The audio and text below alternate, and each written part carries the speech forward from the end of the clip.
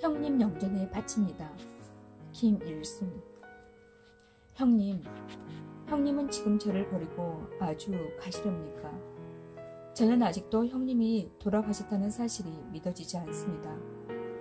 아마도 슬픔 때문에 미친 것이 아닌지 모르겠습니다. 어머님은 집에 계시고 누님은 편안하시며 큰형님은 나라 일로 분주하시고 저는 형님 곁에 이렇게 있는데 형님은 여기를 버리고 홀로 어디로 떠나시려는 것입니까? 저 세상으로 가시면 거기에 가까운 분들이 더 많다는 말인가요? 어찌 골육의 사랑을 오늘 이처럼 가벼이 버리시는 것입니까? 사랑하는 여인들은 슬피 울고 하인들도 모여서 울부짖으며 여러 조카들은 피눈물을 쏟고 친한 친구들이 와서 곡을 하는데 형님은 듣지도 못하고 누워서 일어나지도 못하니 아무리 번거롭고 시끄러운 세상이라고 하지만 싫어하심이 어찌 이처럼 심하십니까? 아, 지난 일들이 다 꿈만 같습니다. 어제는 재미있게 노시더니 하루 사이에 말씀도 못하시고 웃지도 못하시고 쓰러져 누운 채 아무 감각이 없어 말도 통하지 않고 병에 대한 증세도 설명하지 못하며 약을 써도 그 맛을 모르고 뜸을 떠도 아픔을 알지 못하여 나를 슬프게 하시니 하느님, 하느님, 온통하여 쓰러질 것 같습니다. 세상에는 사람도 많은데 어찌 하필이면 우리 형님을 이토록 미워하신다는 말입니까? 아내는 단명했고 언사는 늘 가난했고 강씨는 아내를 쫓았고 맹동아는 아들이 없었으니 인생의 공하고 고독함이 이보다 더한 것이 어디 있겠습니까만 형님에 대한 저의 애통함은 이보다 더하오니 형님은 알고 계신가요? 아득하고 적막합니다.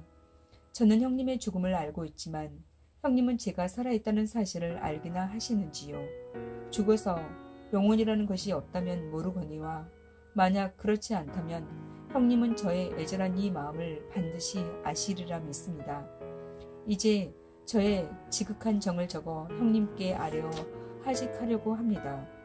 저는 형님보다 9회나 뒤에 났으니 형님이 학문에 이미 통달을 쓸 때 저는 아직 철부지 어린애였습니다. 형님은 일찍부터 효도와 우애가 천상에서 우러났고 그 마음은 일찍이 옛사람을 본받아 그들과 같이 되고자 하지 않은 적이 없었습니다.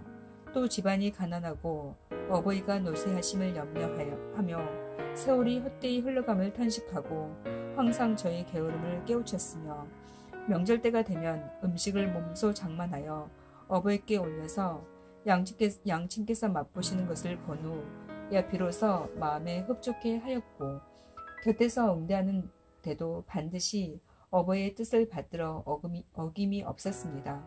저도 형님께 배워서 어버이를 섬기는 방도가 이러해야 한다는 것을 알게 되었습니다. 지난 경자년에 함께 과거에 낙방하여 입신양명을 기대할 수 없게 되자 포기하고 시골에서 고기 잡고 곡식을 심어 스스로 살아가기로 하였습니다. 드디어 부모님을 모시고 제를 넘어 남쪽으로 내려왔지만 위로는 노쇠하신 어버이께 민망하였고 아래로는 저의 형편을 염려하여 여관의 등불 아래에서 또는 고향의 눈 속에서 서로를 마주보며 슬피 눈물을 삼켰습니다. 이미 고향에 당도하니 고을 어른들이 따뜻하게 맞아 주었으며 명절이 돌아오자 마을 사람들이 모여 함께 술을 마시고 노래를 불러 좋게 세월을 보내며 근심을 잊을만 했으나 뜻으로 뜻을 맞추어 봉양하자니 명색이 없어 도리어 부끄러웠지요. 삼방에서 부지런히 공부했지만 오히려 견문이 부족함을 느껴 함께 책을 지고 전필제 김종직 선생의 문화를 찾아가서 두어 달 강의를 듣고 드디어 방향을 알게 되어 이로부터는 움직이면 반드시 함께하여 일찍이 하루도 떨어진 적이 없었습니다. 비록 이름은 천륜의 형제라고 하지만 실상은 친근한 법과 같아서 가는 곳마다 서로 갈고 닦으면서 시대를 참고하였는데 이제 모든 것이 끝나고 말았습니다. 형님은 평소에 자기의 득실에 마음을 쓰기보다 세상사를 돌아보며 한숨 짓더니 지금은 어느 곳에서 자악한 먼지 속을 헤매는 이 보잘것없는 아우를 굽어보고 계시는지요. 옛날 어머니께서 병환이 나셨을 때 제 나이 어림을 염려하시어 저를 형님에게 부탁하시니 형님은 굶주리는 일이 없게 하겠노라고 약속하였습니다. 유학 시절에 어머님이 손수 만드신 의복이 제 등을 못 가리게 되면 형님은 자기 옷을 벗어서 제 몸을 덮어주었습니다. 이제 세모에 임박하여 저는 살아가는 방도에 어두워 추위와 굶주림을 면하기 어렵게 될 터인데 장차 누구를 의지해야 할지 모르겠습니다. 큰형님은 젊어서 자주 법도에 어긋나서 어머님은 항상 작은 형님의 순명함을 사랑하셔서 내가 죽으면 당연히 너에게 제사를 받아 먹겠다고 하셨는데 오늘 어머님께서 도리어 제수를 마련하여 형님의 넋을 부를 줄 어찌 알았겠습니까? 제가 처음 아내를 맞으니 형님은 충청대에 오셔서 제가 집을 장만한 것을 기뻐하였습니다. 이별하기 전날 밤에는 우리 둘이서 서로 무릎을 맞대고 밤새도록 이야기하다 보니 어느덧 새벽닭이 울었습니다. 그리고 어머님께 청하여 좋은 전답과 얌전한 종은 저에게 주게 하시고 형님은 묵정밥과 어리석은 종을 차지하고 떠나셨지요. 이민년 겨울에 저와 함께 부지런히 공부하여 형님은 과거에 1등으로 뽑혔으니 저는 저의 낙방을 한탄하지 않고 형님의 출세를 기뻐했던 것입니다. 하루아침에 명성이 위로 대궐에 알려져 백의로 부름을 받고 선수 임금님이 내리신 음식을 나누었습니다. 큰형님과 형님이 나란히 1등을 차지하여 임금님도 마음을 기울이는데 공경, 재상인들이 어찌 두 분을 영광스럽게 여기지 않았겠습니까? 형님의 몸이 화병을 잃은 것은 전부터 병이 있었기 때문이었으나 임금의 명령은 잠시도 지체할 수 없는지라 정신을 몹시 괴롭게 하여 드디어 수레에 실려 집으로 돌아오니 임금께서는 깊이 걱정하시어 밤중에 의원을 보내시고 동시에 명을 내려 병세를 물으시고 약까지 보내주셨으니 초야의 백성들이 놀래 등불 앞에 서로 대하여 감격스러운 눈물이 옷깃을 적셨습니다. 얼마 되지 않아서 아버님이 돌아가시니 3년을 몹시 애통해하여 몸이 상해서 뼈만 남게 되었습니다. 형님의 병이 호전되고 상복을 벗자 다시 벼슬을 지내어 직책을 3번 옮기게 되셨습니다. 그의 병원년에 저도 과거에 급제하여 우리 형제 3사람들이 세게 구슬에다 비유하였지요. 병조 자랑은 세상에서 높은 직이라 이르는데도 형님은 어머님을 봉양하기 위하여 그다지 달갑게 여기지 않고 일개 고을 현감 자리를 바랐던 것입니다. 그러나 지나치게 소탈한 탓으로 현에서 물러나게 되었지만 역시 형님은 마음에 두지 않고 자연 속에서 자유롭게 지냈습니다.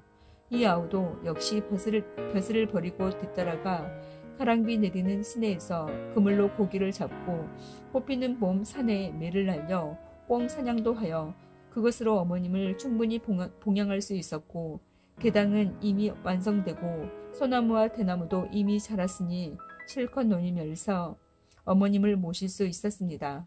그런데 벼슬을 버리고 어머님 곁에 있는 것은 어머님의 본뜻이 아니기도 하여 나라에서 벼슬을 한 번 내리니 일어나지 않을 수 없게 되었던 것입니다.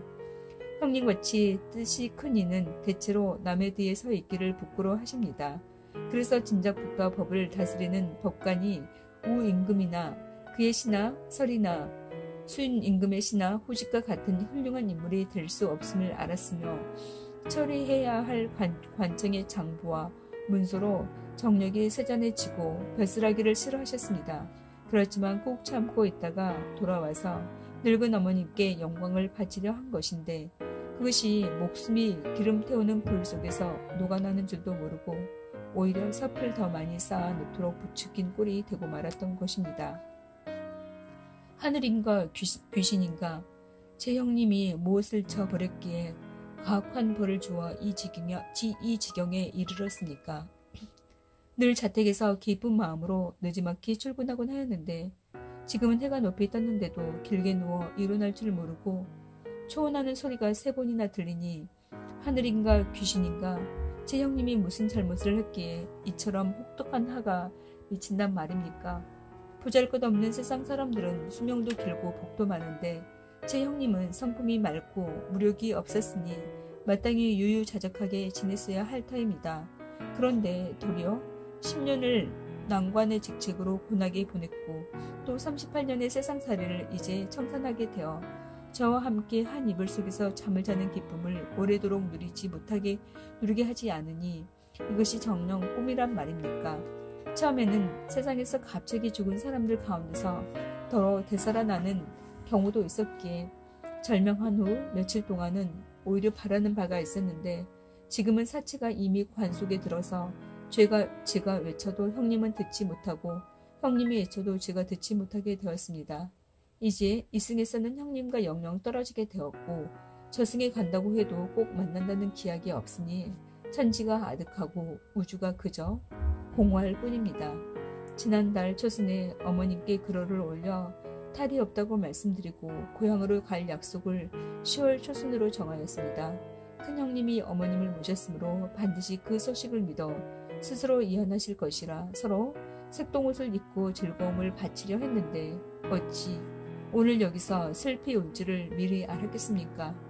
진작 이럴 줄을 알았던들 무엇 때문에 서울서 벼슬살이를 하면서 모자 형제가 서로 봉양하며 살지 못하고 생사와 애락도 서로 알지 못하는 지경에 이르렀겠습니까? 저는 이 며칠 동안에 미친 사람 같고 백차도 같아서 인간 만사를 분간하지 못하게 되었습니다. 이제 형님의 요구를 모시고 고향으로 돌아가서 선영의 장사 지내고 다시는 벼슬을 구하지 않고 여생을 마칠까 합니다. 다만 문에 기댄 채 집을 나간 자식이 돌아오기만 기다리던 늙으신 어머님께서 형님이 상해로 돌아오는 것을 보시고 놀라 실성하여 뜻밖의 변을 당하지는 않을까 그것이 두렵습니다. 그리고 형님이 평생에 부모께 효도하려던 소원이 오히려 죽어서 불효하는 결과를 가져올 것이 또한 두려울 뿐입니다. 형님이 이것을 아신다면 편히 눈을 감지 못하실 것입니다. 외숙께서 제게 형님을 용인내가의 선산에 부장하라고 권하시는데 저도 생각해보니 그렇게 하는 것이 좋을 듯합니다.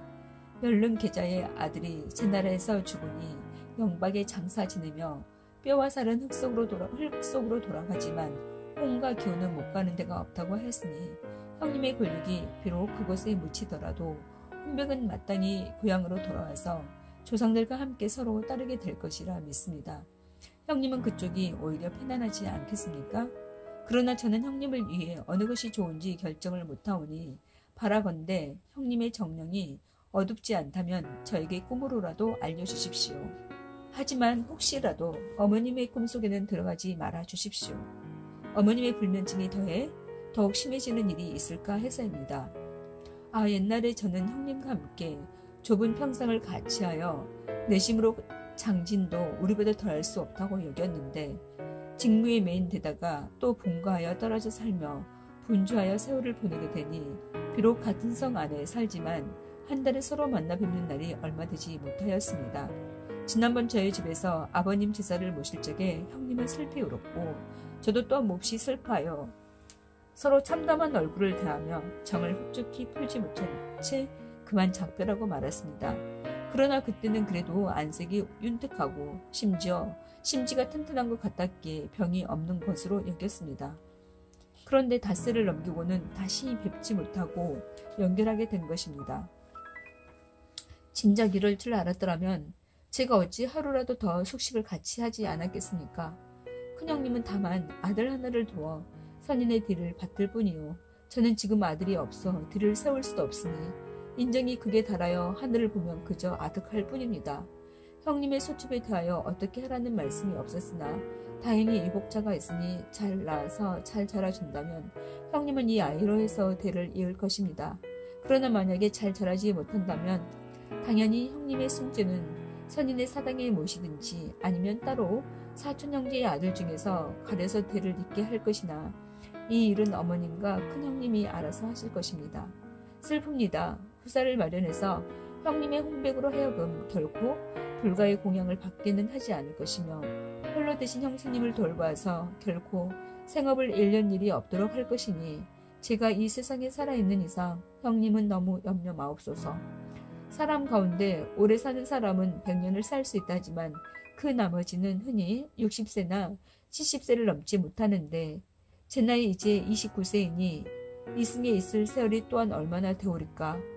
좁쌀밥이 채 익지도 않아서 한 세상은 유유히 가고 천지도 다음이 있는데 초목만이 수심이 없구려.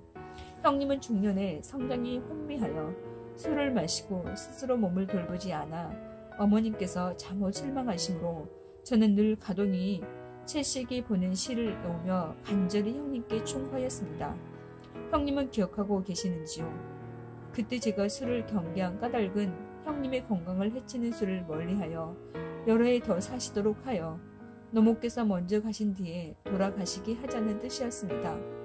어찌 이 한이 오늘 다시 더할 줄을 알았겠습니까? 오늘은 형님께 한 잔 술을 권하려 해도 이제 소용없게 되었다고 생각하니 슬퍼서 그만 기절하고 말 것만 같습니다. 형님.